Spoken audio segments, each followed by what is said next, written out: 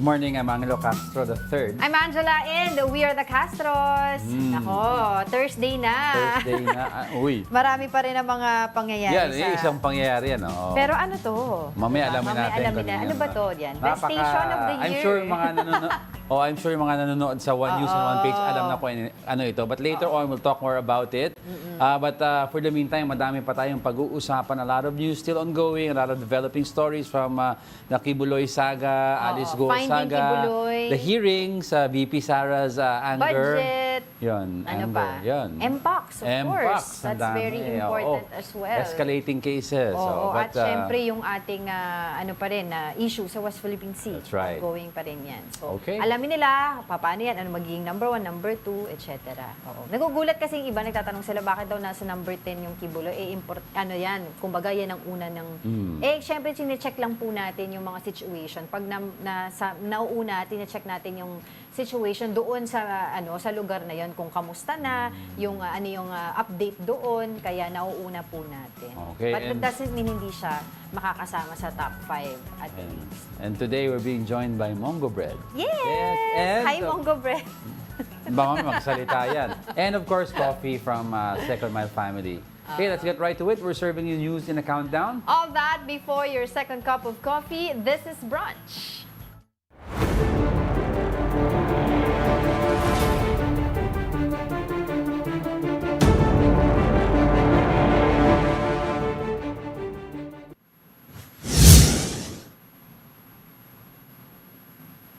Let's start our countdown with the latest in the Kingdom of Jesus Christ compound. We have mobile journalist Merimon Reyes joining us live from Davao City. Merimon, kamusta ang sitwasyon dyan?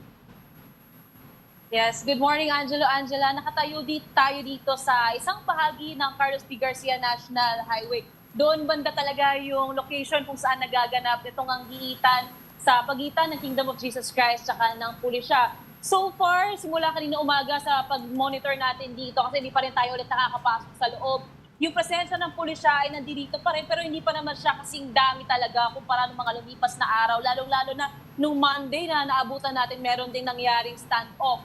Pagdating naman doon sa presensya ng pulisya, kaninang banda nga, alas 4 ng umaga, may report na lumabas na humigit kumulang na nasa 100 pulisya ang dineploy ulit na pumasok sa loob. Meron pa nga lumalabas din ngayon na balitang may blue box na bit-bit yung grupo ng pulis na ito pero nagkaroon ng kaunting gulo kasi ayaw daw itong ipacheck o idaan doon sa scanner. So kini-question ngayon ng mga miyembro ng KOJC kung ano nga ba raw itong bit-bit ng pulis. Meron pang nagkiklaim na baka raw may itatanim sila sa loob na naman kasabay ng iba pa nilang claim sa ginagawang search operations ng pulisya. Pero tungkol dito, wala pa tayong nakukuhang detalye mula sa side ng pulis kung ano nga ba yung itong mga gamit na binibitbit nila sa loob. Mga miyembro naman ng KOJC, still malaya sila pumasok at lumabas sa compound. Pero kanina rin, wala pa tayong masyadong nakikita kasi mukhang nagpapahinga pa sila, nag-iipon pa sila ng lakas. Kahit ultimo doon sa gate nung sumisilip tayo, wala pa tayong hahagilap. Baka mamaya pa natin antabayanan kung magkakaroon ba ng escalation pa sa mga pangyayari. Pero siguro konting additional lang din. Mamaya din kasi may press con na magaganap na mula naman sa panig ng pulisya. Kung tatandaan kasi kahapon na ang opportunity na makapasok kaming media sa loob ng KOJC ay para rin ma-witness yung press con na isinagawa ng legal counsel ng KOJC na si Attorney Israelito Torion. So doon nagkaroon ng mga pronouncement tungkol doon sa harassment na nararanasan daw nila. Yung 2-hour warning na sinasabing bobombahin daw ang katedral o yung lugar nga kung saan hinihinalang nandoon si Pastor Apollo Kibuloy kung sakaling hindi raw ito maipipresenta ng komunidad o ng simbahan. Pero yun nga lang, nasabi naman kasi ng PRO 11 spokesperson na si Catherine De La Rey, hindi raw totoo itong claim na pasasabugin ang katedral para nga daw makuha si Pastor Apollo Kibuloy. So mamaya abangan natin kung ano pa bang detalye ang makuha natin mula sa pulisya, kung may sagot na ba sila doon sa mga pronouncement na nabanggit kahapon. Balik sa inyo. Merimon, tanong ko lang kasi this is the, correct me if I'm wrong, 6th day na nangyayari ang police operation sa loob mismo ng KOJC compound. When you went inside yesterday, kumusta yung experience doon? And aside from that, yung mga police, saan sila nagsistay simula nung nagsimula sila dyan sa area na yan?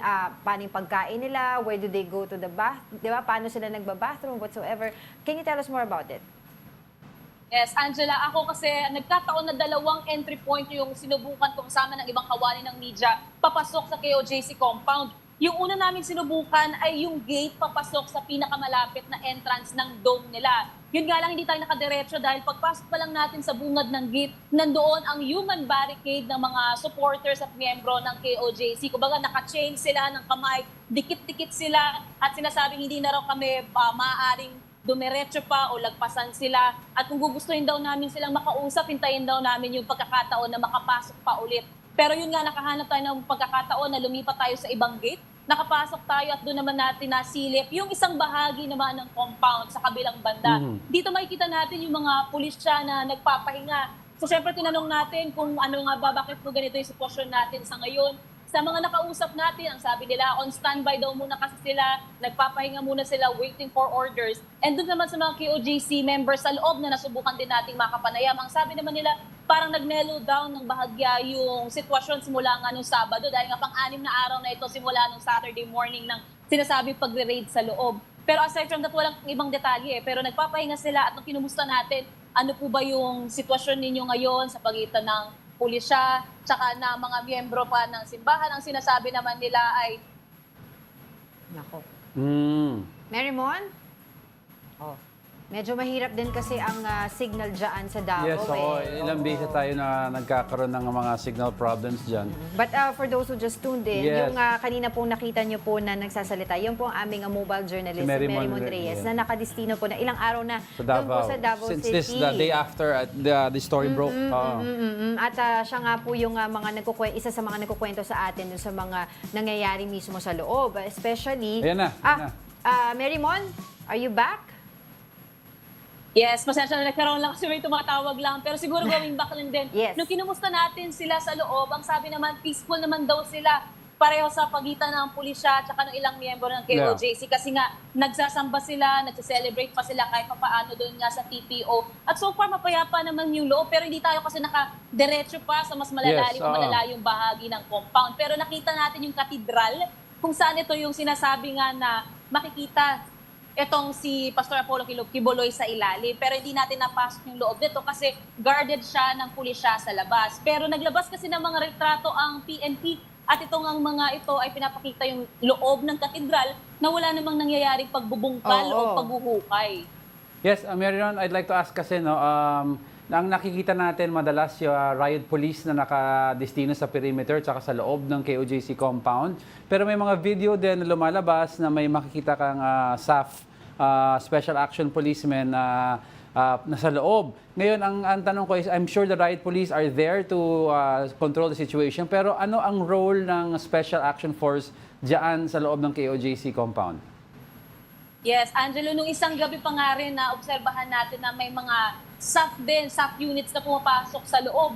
At kapag tinatanong natin na kung ano ba yung protocol natin sa loob, ano ba yung gagawin natin, saan ba tayo poposte, hindi tayo nabibigyan ng detalye dahil nga tactical strategy o parte nga ito ng kanilang operasyon. So ang nabanggit lang talaga sa atin, on standby sila at umaantabay para sa orders mula sa otoridad o kaya sa kaitaasan kung ano nga ba ang gagawin nila.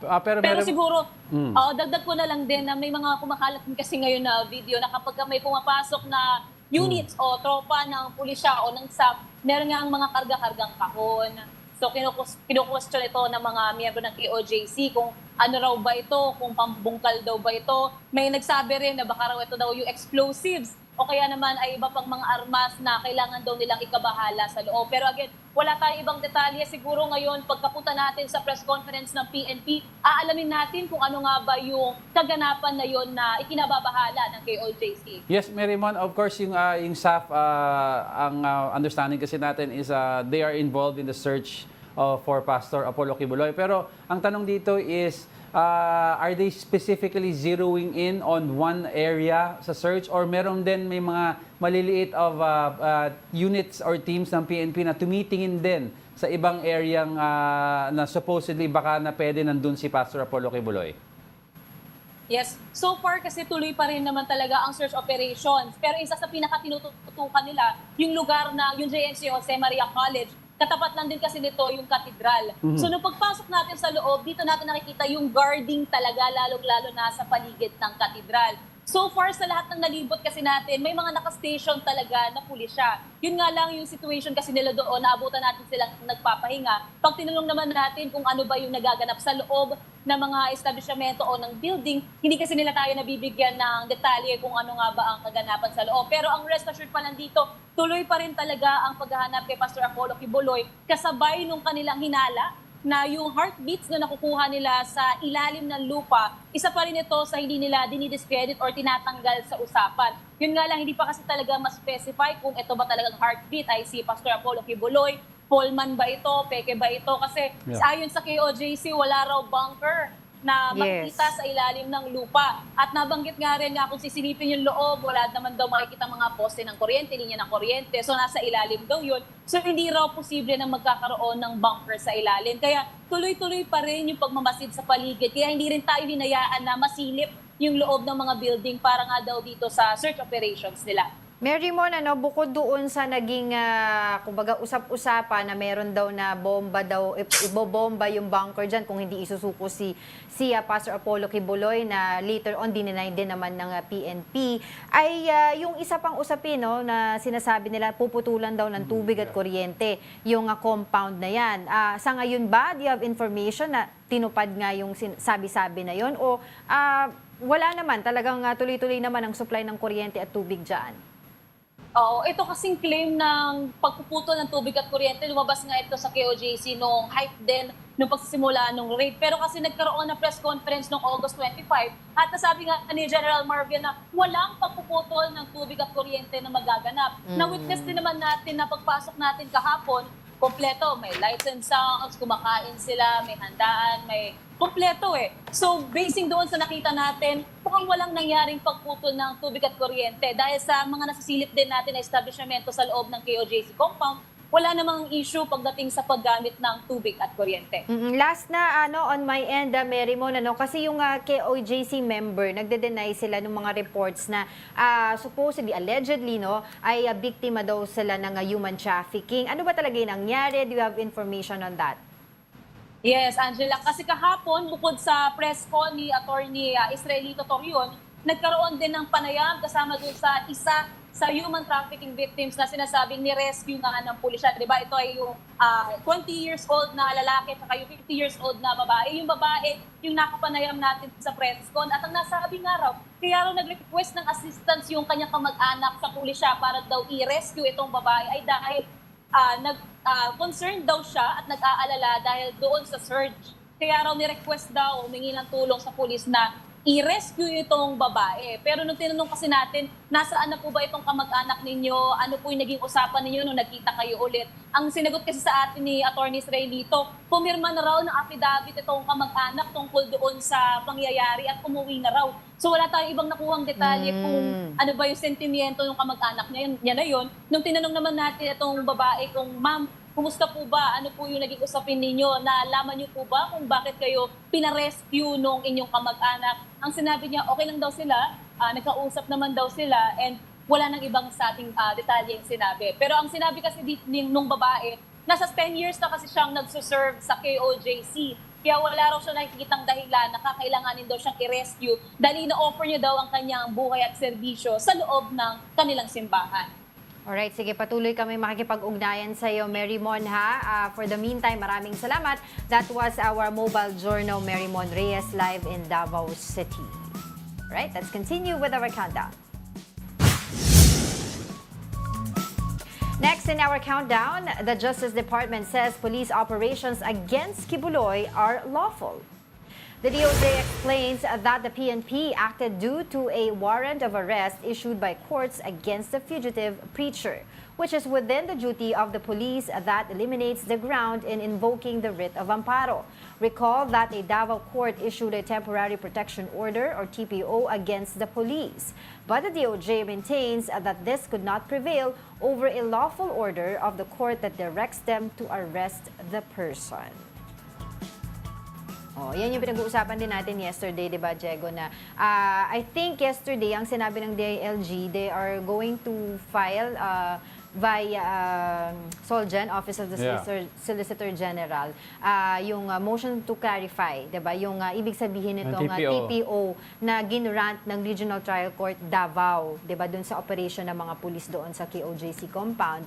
And I think they're going to file it mismo sa Davao na, pero nga kasi ang sinasabi nila, ang isa sa mga issue nila, tulad nung nabanggit mo din sa akin na on the way here, yung kaso ni Nikki Buloy was transferred here sa Quezon City, sa Metro Manila. So if there's a order that it should come from the Quezon City Yes, Court pertaining to the case. Oo, pertaining sa case. So, kaya hanggang ngayon, syempre, nagdiwang nga ang KOJC member nung nag-release ang Regional Trial Court ng Davao ng TPO, Temporary Protection Order, doon sa kanilang operasyon. Pero syempre, ang sinasabi ng pulis, itong interpretasyon namin. Diba? Sinabi din naman ng Supreme Yes, Court. Supreme Court clarified that it does not eliminate Yes. the search warrant. Andun So pa rin. that's why it is shocking to hear yung si Attorney Carion proclaiming sa KOJC So, yun. member and to the police na umalis na kayo, bawal na yung ginagawa. Oo, Because it does not eliminate the search. They can still search and continue to search. It's just that yung access has to be restored so that yung daily duties ng mga members to practice their right to religion and free speech will continue. Will continue. Oo. Sige, marami pa po tayong pag-uusapan tungkol sa Kibuloy saga na yan. But for the meantime, let's continue with our countdown.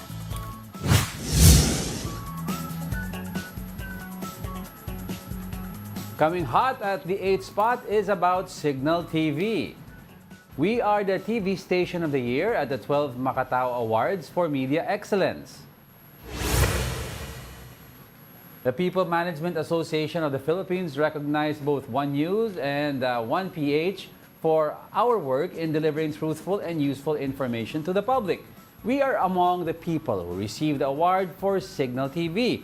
Signal TV's channels management and programming head, Lisa Gilas, thanked the people behind One News and One PH for working to deliver reliable, truthful, and impactful news to the public. Napakalaking honor talaga na i-receive yung TV Station of the Year Award on behalf of Signal TV. We were talking about it earlier that to be valued for the potential of our platforms and to be recognized for the achievements of our teams in One News and One PH is very, very gratifying. So, a huge congratulations and maraming salamat sa mga tao behind One News and One PH who have been working tirelessly to provide our viewers with reliable, truthful, and impactful news and public affairs programs. Of course, Yay! yung kasama sa video dyan, nag-i-interview kay Lisa Gilas is also one of our bosses, si Joey Francisco, nag-i-interview.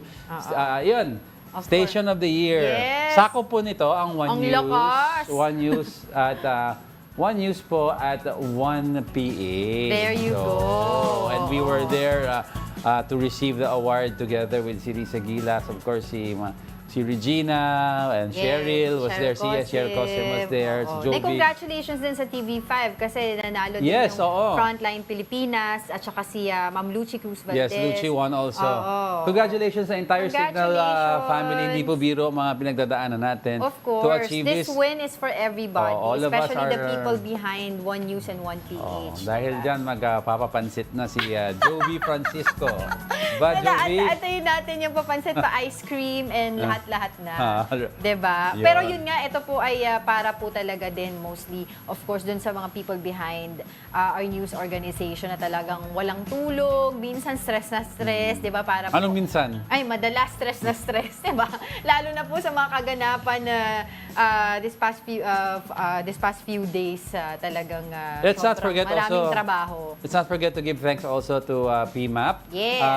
for their yung recognition Makatao of our Award. hard work, of course. And greetings na rin kay Leo Helor. Leo and the rest of the Yeah, yung PMAP PMAP family. family. Maraming salamat and of course, abangan nyo po ang pag-ikot trophy na ito, itong award na to sa iba't ibang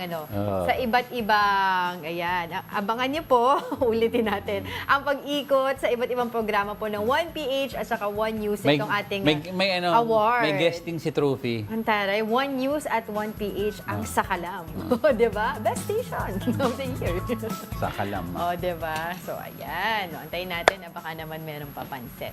But congratulations once again. For the meantime, coming up. After revealing how they fled the country, could Alice Go's sister, Sheila, become a state witness? And authorities are zeroing in on the KOJC Cathedral where they believe Apollo Kibuloy is hiding underneath. We are just getting started mga kapatid. Marami pa po tayong pag-uusapan. May init na topic. Hulaan niyo po ano magiging number 1 natin. More of our top 10 news when Brunch returns. Keep it here on 1 News.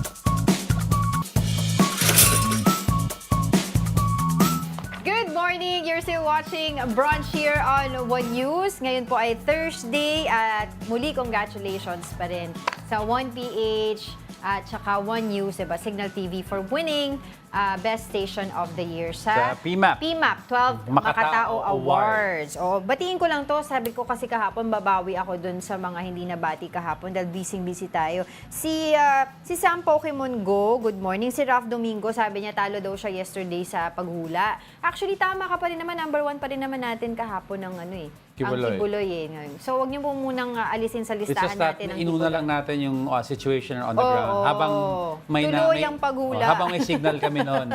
Pero correct ka naman, correct. Oo, correct. Okay. Tapos si Ayi Campillo, si Hilhor, Ramon Paniergo, Eduardo de la Cruz, Gabi Romero, Hermie Bason, Alex Fuentes, Mina Benyales, of course, sino pa? Si Vladimir, si VJ, si Ma'am Menchi Silvestre nanonood sa atin ng Alagang Kapatid Foundation. Boss din yan. Hi, Ma'am Menchi. Good morning.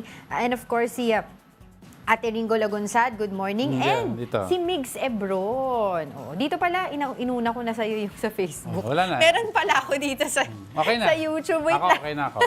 Si Gina Villa, si Oscar, and si Dolly Muchler. Yung iba kasi may mga comments sila about yung mga news natin kanina. Si Tita Daisy and Tita Naldi Cancho, Julius Manalo, Renato Nieto, Ronald Maxtay, diba? Si Sam Pokemon Go, nakita daw niya tong award natin. Yung award ng Signal TV sa STL kahapon.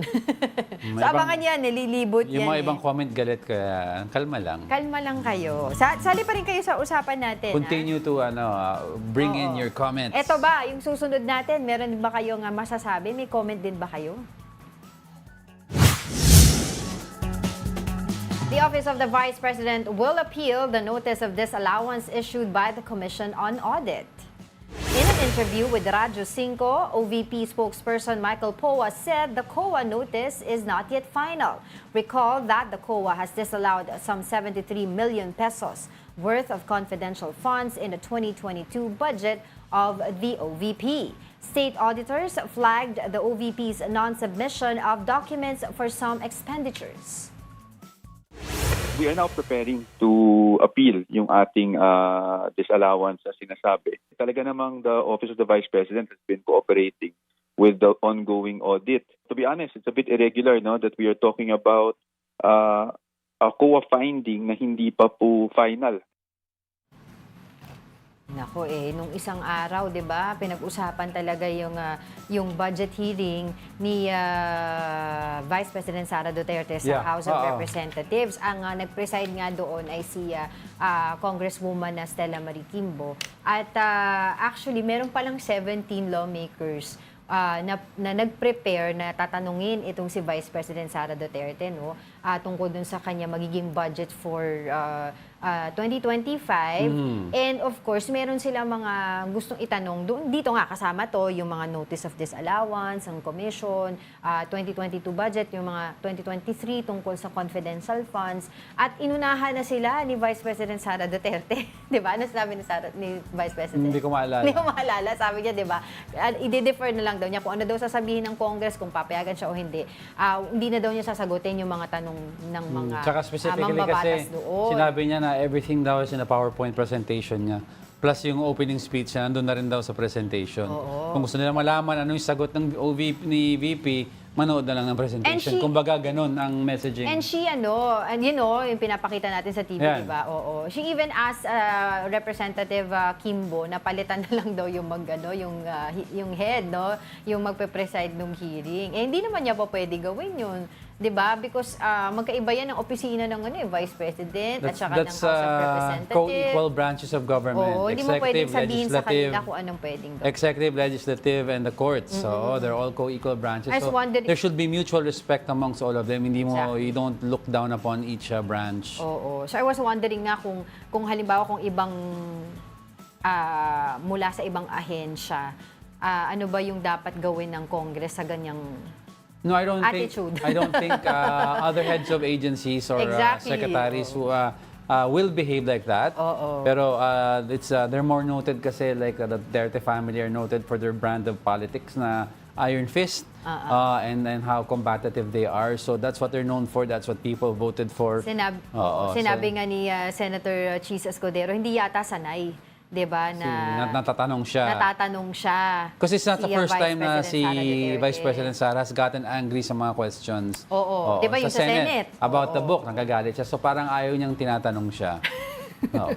Di ba yun? Syempre, Pero- gusto natin tanungin dahil pera po ng bayan. Pero Because- usually kasi, di ba, pinag-uusapan natin yesterday, normally, traditionally, di ba, yung, ito, isa sa mga highest official of the land, di ba, ang Vice President, hindi, parang normally 5 minutes, 10 minutes, tapos na yan eh. Oo, hindi. Yung deliberation ng budget eh. It's because, ano naman kasi... Parang courtesy formalities na lang yung Not only that, nangyayari. but yung budget kasi ng previous last 6 years sa budget ng office ni Leni Robredo was given almost the bare minimum budget. So kung bare minimum yan na nakaset na allocate, na hindi naman wala naka-allocate na hininging extra budget si VP Leni for line items, wala ka na i-question dyan. Basta ang given dyan, operating cost, tsaka cost of salary. Oh, yung mga Yun ang pasok. tauhan niya. So that is already in the books already. So no need to ask the Vice President Di about kaya nga that. sinasabi nung ano nila, sabi daw ni Vice President, hindi ko alam, I don't know with the former Vice President kung ba't di niya, di ba, hindi niya tinatanong o hindi siya nagpupush ng higher budget or whatever that is. Ayaw na lang niya ng gulo eh. Ayaw ng Pero headache. abangan po natin sa susunod na hearing regarding this. Kasi nung yesterday, di ba, nakita naman natin si Congresswoman, former President, Gloria Macapagal Arroyo. Di ba? Nakita natin talaga na pinagtanggol niya si Vice President Sara Duterte by asking or telling her colleagues, di ba, na doon na lang tayo pag-usapan na lang natin yung 2025 budget. Huwag na tayong pumunta doon sa sa huling mga nakaraang budget. But of course, ang point nila doon, yung utilization ng mga budget ng mga previous budget allocation. Yeah, before we move on, we have to look at the historical allocation kung nag-underspending ang isang agency. Yeah, yung utilization. Because if you're consistently underspending, then there is no reason to give you the budget that you're asking for. Oo, sige. Anyway, madami pa tayong pag-uusapan. Pati daw, wala pang kape yan si Angel. Hyper na magsalita. Parang lumaragas ang trend. Bakit? then, yan yung ugat, oh. Wala akong kape daw nagkakape. Yeah. Alright, let's move on. Madami pa tayong pag-uusapan. Saging lang kinain ko.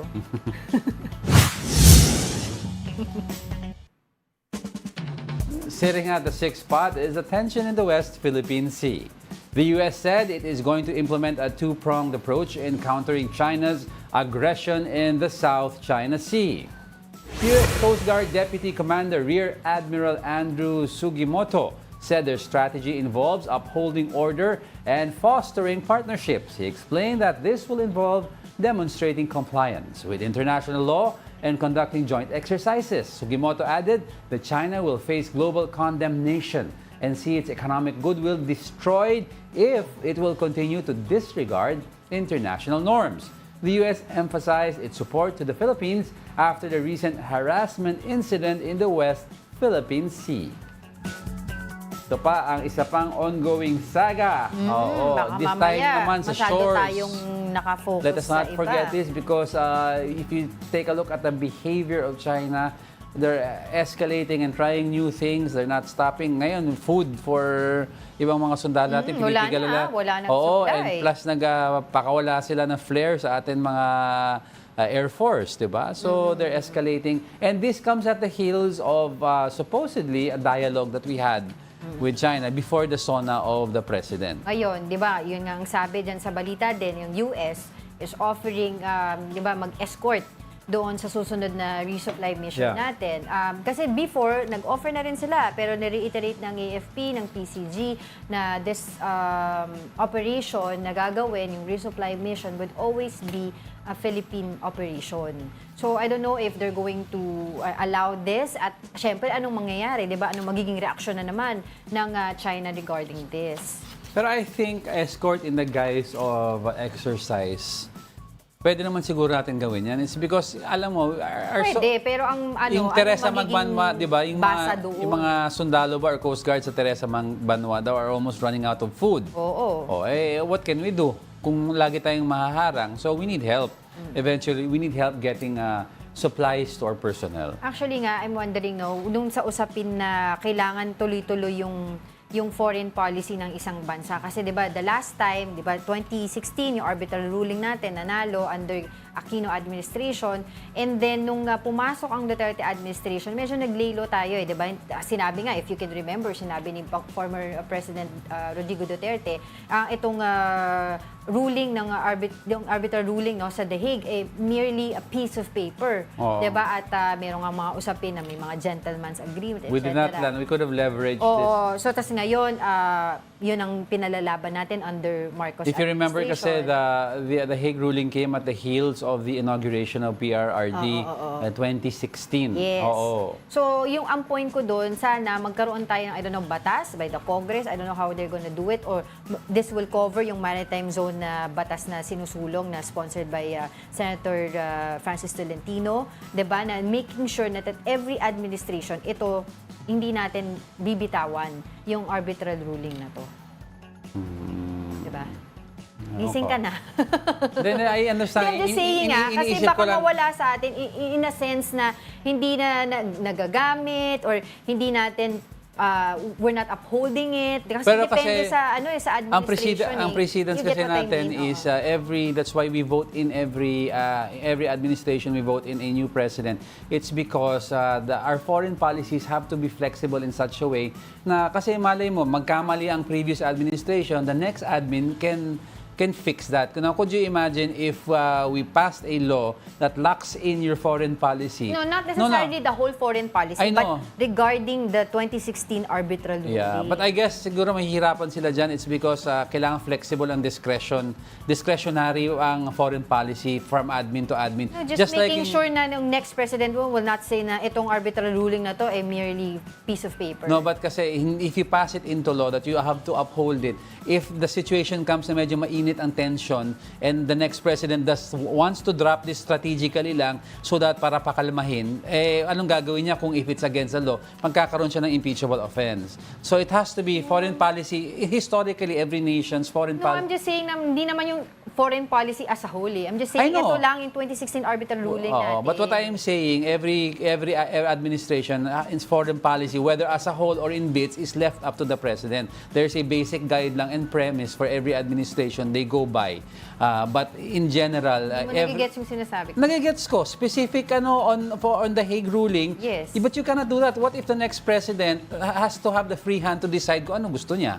Hindi. Kaya nga hindi nga pwede kasi Ay, ang hindi. nangyayari, nagiging tayo Then you're nasiso then lang you're tayo. curtailing the power of the president, the office of the president. Hindi. This is just While we for might, the 2016 while the law not may, the whole foreign while the policy. law may be harsh, nonetheless, it is the law. The president has to have also the free hand to implore his own policy. Oh, Hindi come on, yan. you know that's Let's the truth. just agree to disagree. Hindi ka na makasagot. Ano hindi ako makasagri? Sabi lang ni Direk, we have to move forward. Pero hindi pa Could you rin imagine, tatakbo ako president, sabihin sa akin, hindi nyo po pwede gawin yung Hague ruling, wala kang magagawa kahit Ano ayaw hindi mo. pwede gawin ng Hague ruling? No, hindi mo pwede tanggalin yung Hague ruling sa one of your platforms. Kailangan gamitin mo, you Ano implore one of it. your platforms? No, you're saying... Yung parang sinasabi mo lang, 'di ba? Yung Hague Bale na. ruling, parang yung kay Duterte, 'di ba? Huwag mo sasabihin na mere piece of paper lang 'yun. That's his opinion eh. Ay no, kaya nga hindi mo nagigets yung sinasabi ko. Alright, let's Hindi mo move rin forward. nagigets sinasabi ko. Ay nako. Okay, let's move forward.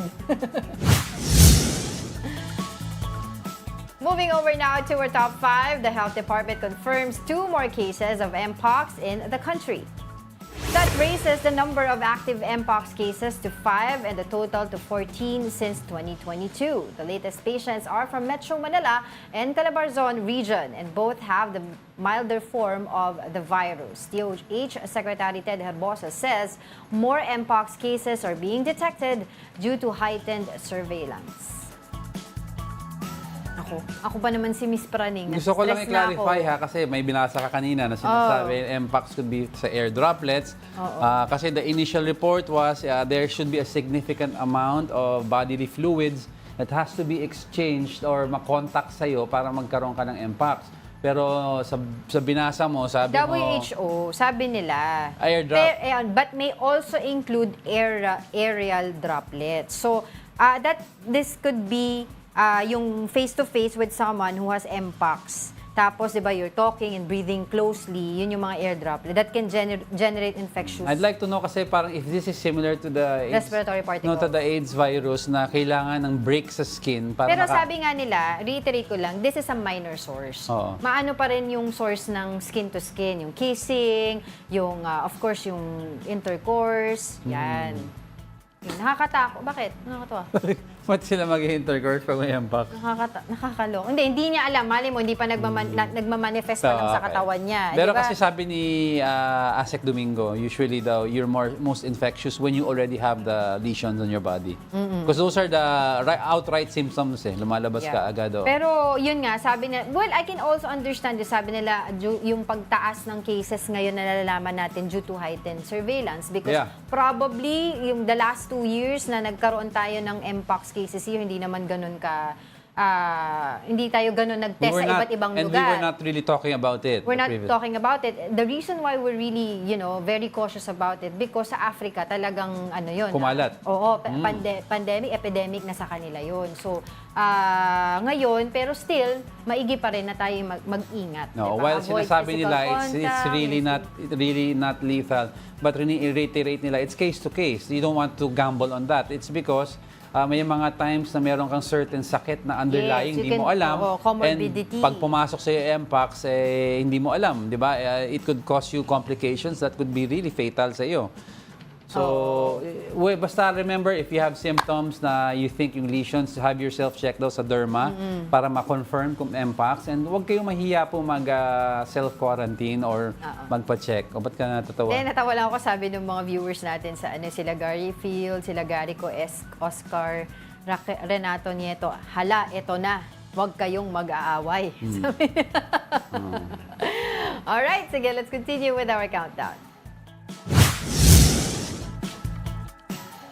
Ito, another hot news and sizzling news at our fourth spot is about the House Quadcom hearing yesterday. Now, a police official accused Senator Bato de la Rosa of ordering him to kill alleged drug personalities when he was still the Philippine National Police Chief.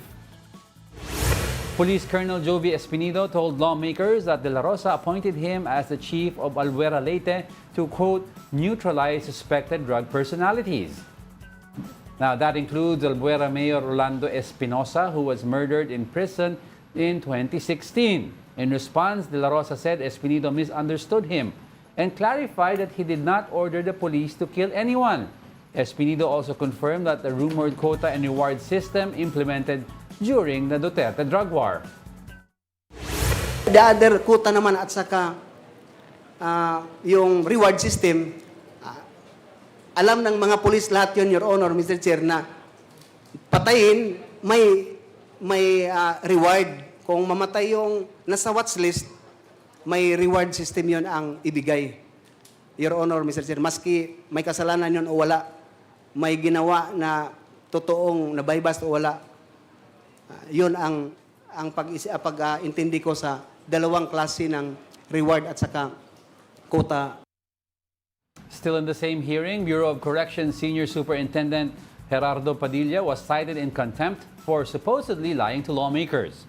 Padilla denied being involved in the death of 3 Chinese inmates in the Davao Prison and Penal Farm. He also refuted a witness's claim that the former President Rodrigo Duterte congratulated him through a call after the death of inmates. However, lawmakers were not sold with Padilla's claims. Hindi ka ba nakukonsensya? Nakakonsensya po. Nakukonsensya ka? Opo. So, ano ngayon nakukonsensya ka na? Pero wala po akong kinalaman sa nangyaring patayan. Paano ka Ikaw ay nagsisinungaling. You are either incompetent or meron kang kinalaman dito sa krimen na nangyari mismo sa bahay mo. Because this crime was committed under your watch. And that makes you more incompetent.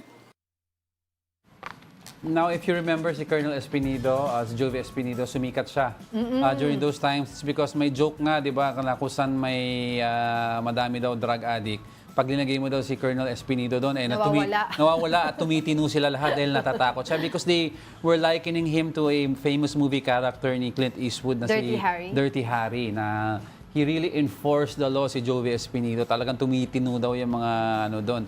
Tapos yung sinabi pa ni Colonel Espinido na sinabihan daw siya ni then Bato de PNP la- Chief Bato de la Rosa to eliminate. Pero ang sabi ni Bato de la Rosa, hindi daw niya ibig sabihin eliminate, patayin. Oh, so of course within the Within the ranks. But within the bound by the law. Bound by parang law. gano'n. Pero kasi usually pag nag-uusapan niya between commander and subordinate, may clarificatory questions and especially if it's a matter of policy within the organization. So was there miscommunication? Ewan ko, pag-aralan ng ano yun, how we can improve communications within the ranks. Oo. Kasi ang daming namatay if ever Hindi, the totoo yan. miscommunication Oo. yan. Hindi, eh. tapos 'di ba ini-implicate nga nila to na may quota system, 'di ba? Tapos yung pera na binibigay doon sa mga kumbaga reward doon sa mga pulis na nakakakuha ng mga big fish at ang mga iba pang mga user ay binibigyan ng pera. Yung pera na daw yun ang gagaling sa Pogo. Yes. At ini-implicate din nila dito yung nagfa-funnel ng pera ay si Senator Bongo, which is also he denied. He denied, yeah. All right, let's continue with our countdown. Coming in at our top 3, Justice Secretary Boyeng Remulla says Alice Go's sister Sheila is unreliable to be a state witness. Here's the report. Justice Secretary Boyeng Remulla was not convinced on Sheila Go's testimony in the Senate. Recall that Sheila, Alice Go's sister, revealed that they boarded several boats to leave the country. Unang-una, hindi ako naniniwala si Alice Go sasakay na fishing boat ng 3 araw para makarating sa Sabah. Saan ka matutulog sa fishing boat? 3 araw kang sasakay doon. Eh, napakasungit pa ng dagat. Kaya ba nila yun? Remulla also maintained that Sheila is not qualified to become a state witness against Alice. Hindi siya reliable witness so far. Kailangan talaga patunayan na kailangan yung kanyang testimonya upang mangyari ang lahat. This is contrary to the previous statement of DOJ Undersecretary Nicholas T. Ako, ayoko naman pangunahan, pero qualified siya eh. Kasi kung tutusin mo, hindi naman siya yung pinaka may pakanan itong mga illegal na bagay. Kung maniniwala tayo kahapon sa mga asta niya, parang nadamay lang siya or napahamak lang siya ng mga kasamahan niya. Remulla added that Sheila could be deliberately confusing the authorities. Marami siyang hindi ko alam. Eh, parang hindi ako makakapaniwalang hindi niya alam. Kasi, matagal na siya sa Pilipinas. Nakakabasa naman siya ng mga road sign kung nasaan sila. Eh, out of experience yan na hindi tayo pwede maniwala sa lahat na kanyang sinasabi. She is now facing several charges, including violation of the Philippine Passport Act. Sheila was arrested in Indonesia together with Alice's business partner, Cassandra Ong.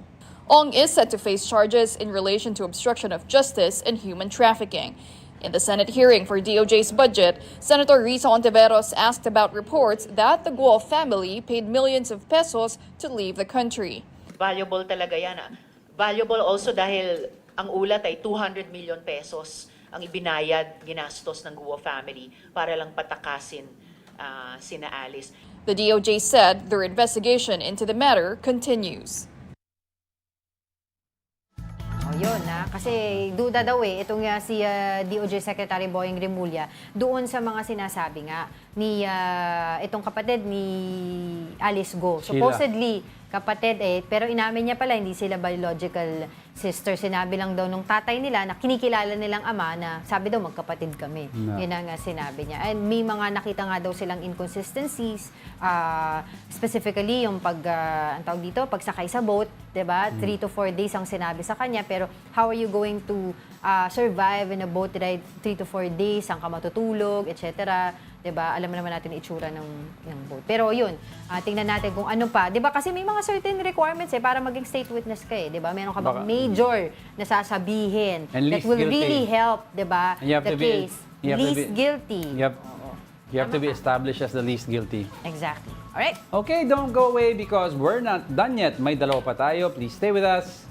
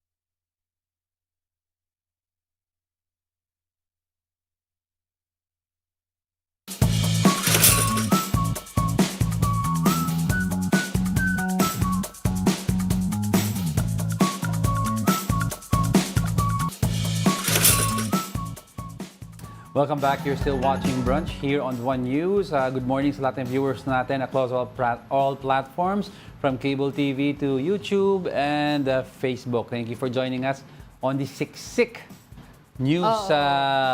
Thursday ba ngayon? Siksik Happy News birthday kay Thursday. JR. Oh, JR, Tenorio. JR Tapos Tenorio. belated happy birthday din kay Kuya Elmer. Kay Kuya Elmer, Nakalimutan happy ko siyang birthday sa batiin inyong dati. lahat. Oo. Oo. Si Oscar sabi niya, I agree with Angela's point. Tapos yung Gabby Romero, I think he's agreeing with you. 1 point for the guy, yun ang sabi niya. Ha? Tungkol dun sa pinag-uusapan natin kanina. Angela's point? Oo. Si Oscar, Angela's point. Yung Gabby, 1 point for the guy. Ikaw yun. Diba? Alright, madami pa tayong pag-uusapan. Yan ang maganda sa show na to. At mamaya after the show, diretso na ako sa bunker ko. Yes. Okay. Outside Bicolambu pa.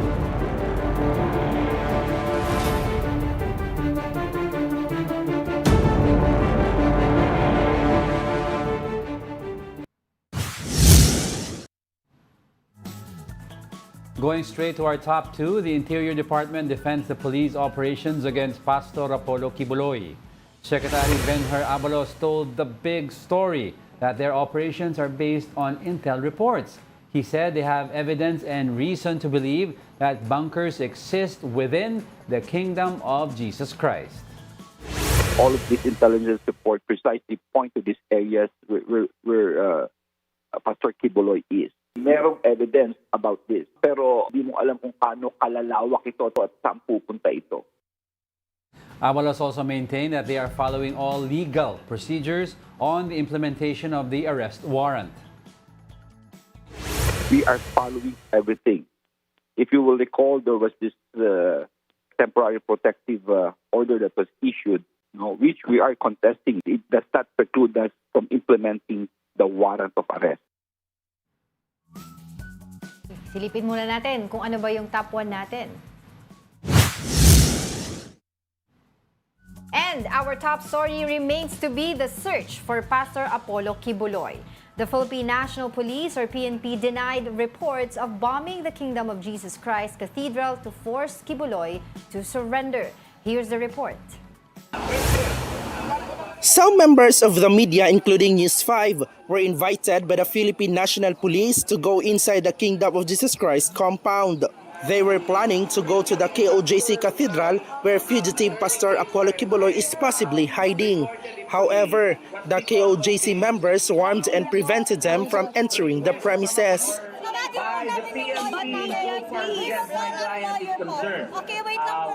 PNP said the KOJC Cathedral is where the ground-penetrating radar detected a heartbeat.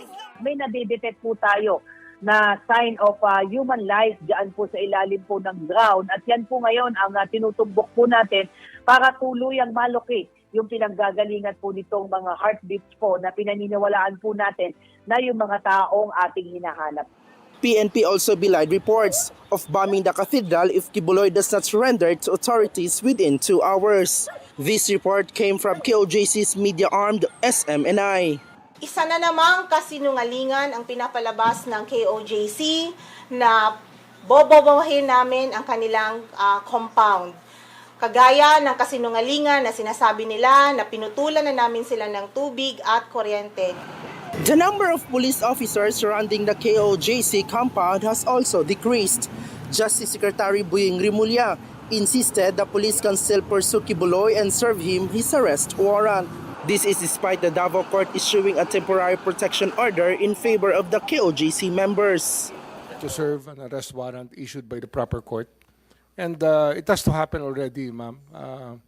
I think that the rule of law will not be respected by people unless we are able to show that we will not let go of people, even how high their stature may be.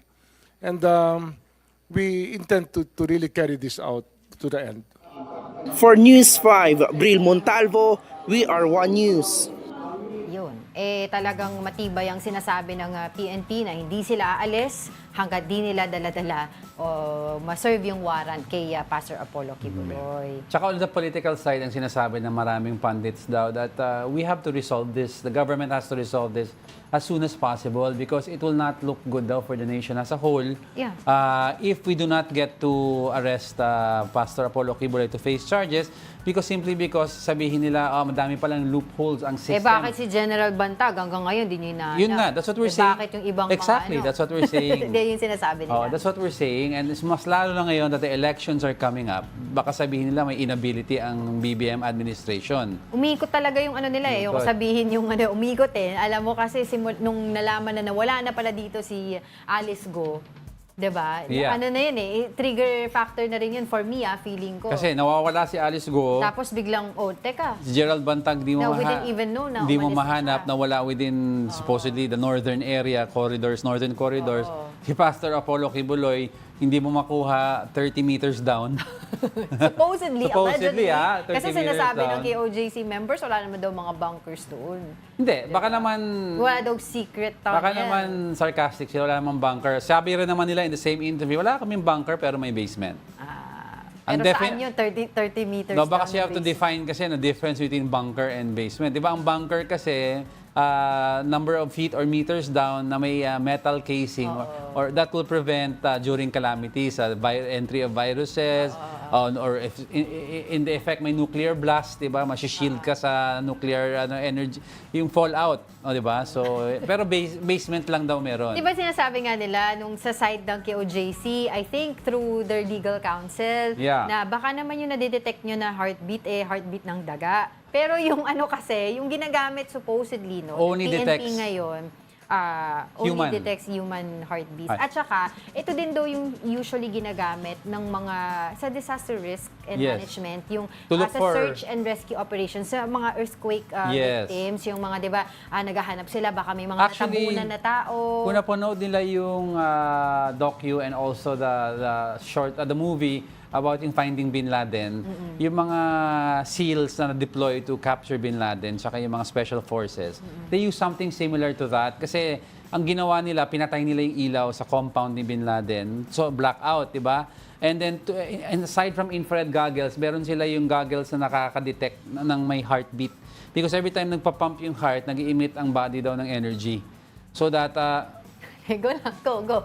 Ano nakakatawa doon? Go lang. Ba't nakakatawa doon? Hindi, natatawa lang, naalala ko lang kasi sabi ko ayaw daw ng mga mister itong mga scanner na to Ay, oo, Kasi madidetect daw yung ng mga asawa kung nasan yung mga mister nila. Gamitin ko kaya ito sa'yo. Si Sir Ronald Llamas na nagsabi ayaw. Sabi niya? Oo, nasabi rin niya na hindi magugustuhan daw mister yung mga heartbeat, baka mahanap. Pero anyway, sorry na nakat kita. Go. Okay na yun. Basta alam nila, manood sila ng Basta Bin Laden, makikita nyo yung scanner doon. Oo, basta importante, di ba? Kung alam naman po natin, nasa atin ang side ng truth, paglaban natin yan. Sabi ng mga tao, innocent until proven guilty. Paano po natin mapuprove na siya po ay innocent kung hindi po siya lumalabas? So, Kibuloy, sumuko ka na! And that was... Hindi pa daw. And that was our quote for today. Yeah, yun ba? And wraps up today's episode of Brunch. Uy, congratulations ulit, di ba? Ang Signal TV, 1 News and 1 PH for bagging Best Station of the Year sa PMAP 12 Makatao Awards. And if wala po ako tomorrow, I'm in my bunker dahil nakipagdebate ako sa... Talo naman siya, di ba? Join us again tomorrow. I'm Angela Lagunsad Castro. And I'm Angelo Castro III. We are One News. All sides, all the time.